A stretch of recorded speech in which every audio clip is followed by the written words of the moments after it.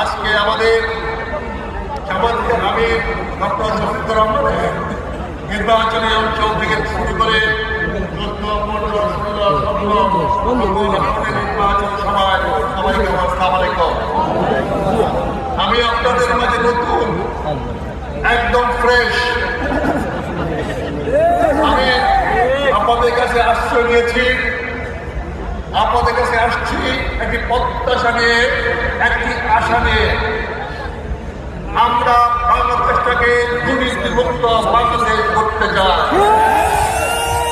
আমরা বাংলাদেশ থেকে চাঁদা মুক্ত বাংলাদেশ করতে চাই, আমরা বাংলাদেশের মানুষের বেকারত্ব দূর করতে চাই, আমরা বিশ্বের মানচিত্রে বাংলাদেশ থেকে এক উচ্চ আসনে নিয়ে যেতে চাই।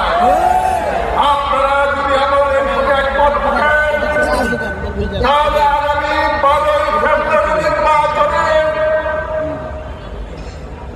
দাঁড়িপাল্লা মার্কায় একটা ভোট দিয়ে আমাদের নতুন বাংলাদেশ গড়ার প্রত্যয়কে বাস্তবায়িত করবেন। একটি হ্যাঁ ভোট দিয়ে দেশটাকে উন্নয়নের পথে, ন্যায় ইনসাফের পথে আপনারা নিয়ে যাবেন, এই প্রত্যাশা রেখে আমি আজকে এখানে শেষ করলাম। আসসালামু আলাইকুম।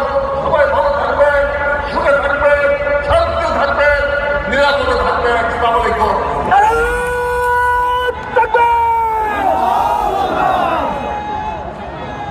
সংগ্রামী উপস্থিতি, এ পর্যায়ে সংক্ষিপ্ত বক্তব্য রাখার জন্য অনুরোধ করছি বাংলাদেশ খেলাফত আন্দোলনের মজলিসে শুরার অন্যতম সদস্য, শিল্প বাণিজ্য নাজেম মাওলানা তাহিদুজ্জামান, জনাব মাওলানা তাহিদুজ্জামানকে বক্তব্য রাখার জন্য অনুরোধ করছি।